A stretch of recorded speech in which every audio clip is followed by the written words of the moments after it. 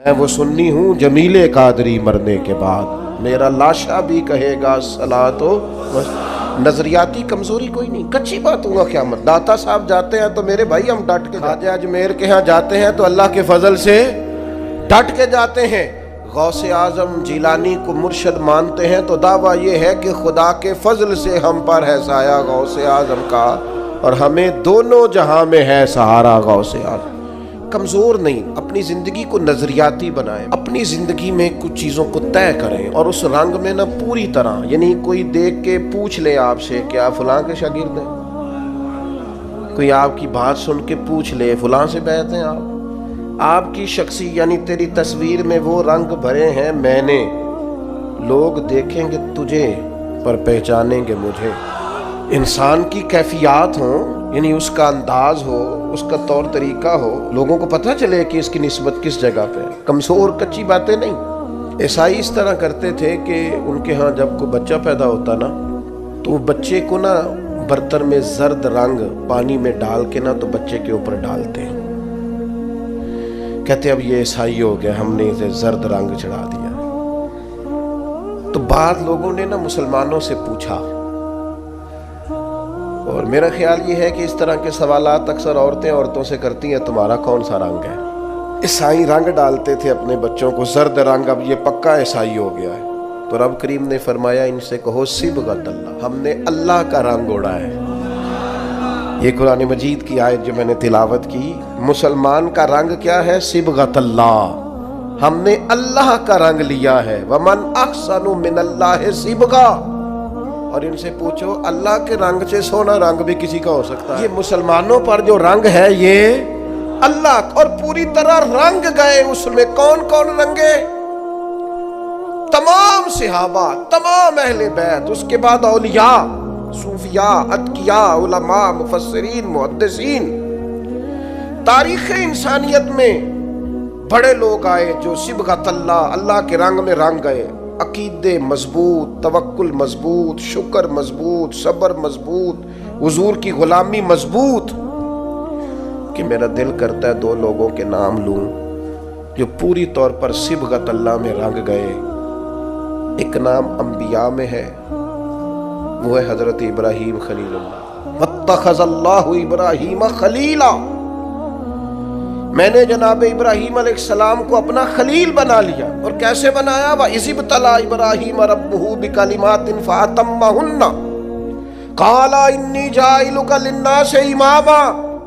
رب فرماتا ہے میں نے بعض باتوں میں جناب ابراہیم کو آزمایا، میں نے امتحان لیا۔ یاری تیری سونا تے آزمائشاں تیریاں اگ، سونا پرکھیا جامدائی پہلو نال اگاں دے لگ۔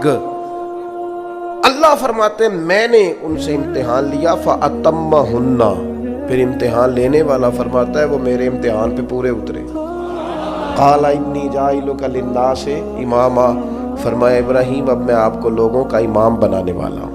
حضرت ابراہیم انبیاء میں اور امت مسلمہ میں جس نے پورا رنگ پوری طرح اوڑھا ہے نا اللہ کا رنگ، وہ حضرت ابوبکر صدیق، پوری طرح صبغۃ اللہ۔ نبی پاک علیہ السلام نے فرمایا جنتیوں کی 360 نشانیاں ہیں،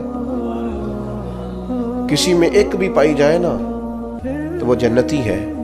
حضرت صدیق اکبر دھیمے بڑے تھے، بات بڑی آہستگی سے کرتے تھے، لہجہ بڑا بردباری والا تھا، دھیمے سے انداز میں عرض کی حضور غلام میں بھی کوئی 360 میں سے ایک آدھ پائی جاتی ہے؟ وہ جنتیوں کی 360 علامتیں، کسی میں ایک پائی جائے علامت تو بندہ جنتی ہے۔ جنتیوں کی علامتوں میں سے تو بڑے دھیمے انداز میں، تھوڑا وہ شہرت سے بچنے والا، پیچھے پیچھے رہتا ہے، اور جی چاہتا ہے ساری غزلیں اس پیارے کے نام کریں۔ پوچھا کہ میرے اندر بھی ایک پائی جاتی ہے؟ پھر حضور مسکرائے، اور جس انداز کا سوال تھا اس سے کئی لاکھ گنا بے حساب گنا بڑھ کے محبوب نے مسکرا کے کہا ابو بکر کسی میں ایک پائی جاتی ہے، کسی میں 2 پائی جاتی ہیں، آپ کے اندر تو 360 ساری کی ساری پائی جاتی ہیں، ساری کی ساری۔ لوگوں نے بڑی بڑی جناب صدیق اکبر کی شان بیان کی۔ یہ جو ہم تو الحمدللہ مرید ہی مولا علی کے ہیں نا، ہمیں جو شجرہ دیا گیا ہے نا، شجرہ، ہم حضرت علی کے مرید ہیں۔ ہمیں جو ہمارے بزرگوں نے شجرہ دیا ہے نا، اس میں نبی پاک کے بعد مولا علی کا نام ہے ہمارے شجرہ طریقت میں۔ ہم سچی مچی کے مرید ہیں مولا علی کے، مرید ہیں شیر خدا سے، لیکن ہم اس لیے حضرت صدیق کی تعریفیں کرتے ہیں کہ ہمارے پیر مولا علی جناب صدیق کی تعریف کرتے ہیں، مولا علی شیر خدا رضی اللہ تعالیٰ عنہ تعریف کرتے ہیں۔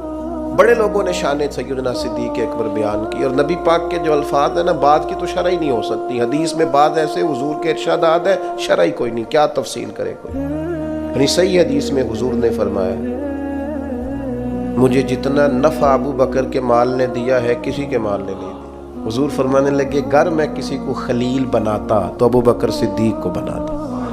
آپ سمجھ رہے ہیں چیزوں کو؟ میری بات پر غور کرنا۔ بڑے لوگ عظمت صدیق بیان کرتے ہیں۔ ہمارے ہاں خانقاہ آل و مہار شریف ہے سیالکوٹ میں، وہاں خطیب الاسلام پیر سید فیض الحسن شاہ صاحب آل و مہاروی رحمت اللہ، ابو الکلام انہیں کہا جاتا تھا۔ گفتگو کرنے میں مہارت، سید زادے کا روب اور خون رسول کی چاشنی۔ نقشبندی اپنا سلسلہ طریقت حضرت صدیق اکبر سے شروع کرتے ہیں نبی پاک کے بعد۔ نقشبندی سلسلہ طریقت میں نبی پاک کے بعد حضرت صدیق اکبر کا نام ہے، پھر حضرت سلمان فارسی کا، اس طرح کر کے وہ اپنا شجرہ طریقت مشائخ چلاتے ہیں۔ حضرت پیر فیض الحسن شاہ صاحب رحمت اللہ علیہ چونکہ چورا شریف سے وابستہ تھے، نقشبندی سلسلے میں مرید تھے، ایک بات کرتے تھے تو وہ جن سے میں نے سنی انہوں نے بھی بڑے والہانہ انداز میں سنائی۔ کہنے لگے، بات کرتے تھے جان نکال لیتے تھے، کہتے تھے لوگوں سنو میں سید ہوں، میری آنکھ دیکھو سچا سید ہوں۔ فرماتے تھے میری طرف دیکھو میں نے کچھ 4 کتابیں پڑھی ہیں، پڑھا لکھا سید ہوں۔ اور پھر بات کرتے تو بات میں اور وزن پیدا کرتے، کہتے اگر مجھے کہو تو میں اپنے سے لے کر مولا علی تک اپنا سارا شجرہ نسب بیان کروں، میں اپنی ماں سے لے کر سیدہ فاطمہ تک سارا شجرہ نسب بیان کروں۔ فرمایا کرتے تو سنو لوگوں، میں بیٹا علی کا ہوں اور مرید ابو بکر صدیق کا، اس لیے کہ میں نقشبندی سلسلہ طریقت سے ہوں، بیٹا علی کا ہوں پر مرید ابو بکر۔ یہ دیکھو کمال، یہ شان ہے سیدنا صدیق اکبر کی۔ بیاں ہو کس زبان سے مرتبہ صدیق اکبر کا، محبوب خدا محبوب ہے صدیق اکبر کا، لٹایا راہ حق میں گھر کئی بار اس محبت سے کہ لٹ لٹ کر حسن گھر بن گیا صدیق اکبر کا۔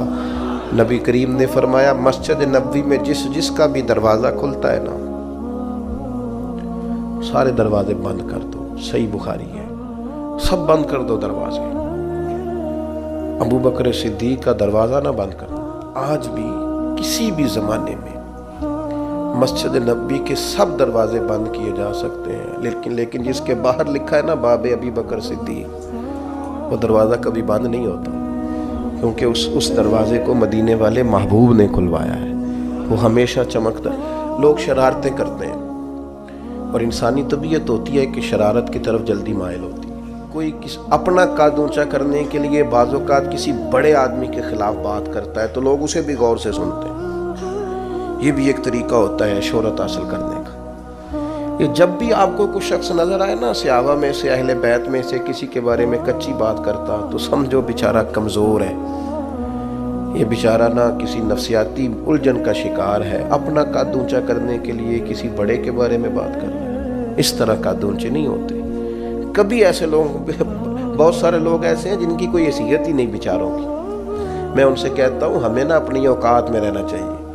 اوقات سے اونچی بات ہمارے دادا شیخ تھے حضرت مولانا مصطفیٰ رضا خان صاحب رحمۃ اللہ، ان سے کسی نے حضور کی 4 بیٹیوں کے نام پوچھے تو حضرت اٹھ کے اندر چلے گئے، تو اس نے اعتراض کیا دیکھو کتاب دیکھنے چلے گئے، اتنے بڑے مفتی ہیں اور بیٹیوں کے نام یاد۔ حضرت واپس آئے تو داڑھی سے پانی کے قطرے گر رہے تھے، فرمانے لگے وضو کرنے گیا تھا، میں نے حضور کی بیٹیوں کے نام کبھی بغیر وضو زبان سے ادا نہیں کی۔ اپنا قد دیکھیں اور اس قد میں رہیں، اپنے قد سے اونچی کبھی کوئی بات نہ کریں، کبھی کمزور نہ پڑیں۔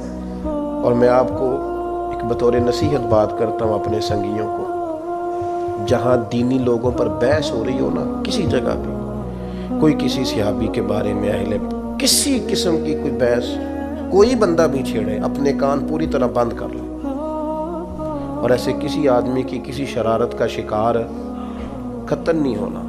یہ بڑا خوفناک منظر ہے۔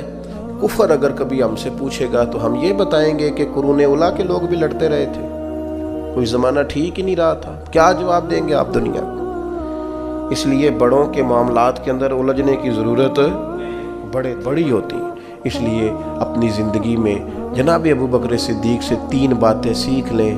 ایک تو انہوں نے وفا کر کے دکھائی ہر جگہ، اور دوسری بات یہ ہے کہ حضور کی رضا جس چیز میں تھی انہوں نے اپنے آپ کو اس چیز کا عادی بنایا، اور تیسری اہم اور نتیجہ خیز بات یہ تھی کہ دین کی امانت کو بطور امانت لیا ہے تو اسے امانت ہی سمجھا۔ ان کے اپنے بیٹے جوان تھے، صحابی تھے، 4 نسلیں صحابی ہیں جناب صدیق کی، اور جناب عمر سے ویسے ان کی زندگی میں بنی نہیں، مقابلہ ہی رہا۔ حضرت عمر بھی کہتے ہیں میں ساری زندگی آگے گزرنے کی کوشش کرتا رہا۔ آپ کو ایسا نہیں ملے گا کبھی بھی کہ بڑا ان کا کوئی قریبی اکٹھے آنا جانا تھا، ایسا نہیں تھا۔ لیکن جب وہ وصال کر رہے تھے تو انہوں نے کہا میرے بعد امیر عمر فاروق ہوں گے، تو لوگوں نے شکوہ کر کے کہا کہ اتنے سخت آدمی کو بنا کے جا رہے ہو۔ تو آپ نے فرمایا رب پوچھے گا نا ابو بکر سے، اور وہاں جو آپ کے جملے ہیں وہ بڑے شاندار ہیں۔ آپ فرمانے لگے میں دنیا سے جا رہا ہوں، اس وقت تو اس عالم میں تو بڑا جھوٹا آدمی بھی سچ بولنے میں تو ہوں ہی صدیق۔ فرمانے لگے رب کریم اگر مجھ سے پوچھے گا نا کس کو محبوب کی امت کا نگران بنا کے آئے ہو، تو میں عرض کروں گا مالک جو تیرے محبوب کی امت میں سب سے بہترین آدمی تھا اسے بنا کے آیا۔ اور پھر حضرت عمر نے بھی اس کو نبھایا، ان تؤدوا الامانات الی اہلھا، امانتیں اہلوں کے حوالے کرو، نا اہلوں کے حوالے نہ کرو۔ حضرت عمر رضی اللہ تعالیٰ عنہ سے کہا گیا آپ کا اپنا بیٹا بھی تو نیک ہے نا، اسے بنا دیں۔ آپ فرمانے لگے بنانے کی بات دور کی رہی، میرا بیٹا خلافت کے مشورے میں بھی شامل نہیں ہوگا۔ حالانکہ حضور نے فرمایا تھا ان کے بیٹے کے لیے راجل صالح، تیرا بیٹا نیک آدمی، تو میں مشورے میں بھی شامل کیوں؟ فرمایا اس نے تو ایام طہر میں اپنی بیوی کو طلاق دے دی تھی، جسے بیوی کو طلاق دینے کا طریقہ نہیں آتا اسے مسلمانوں کا نگران بنا دو، یہ کیسے ہو سکتا ہے؟ یہ دیانتدار لوگ تھے۔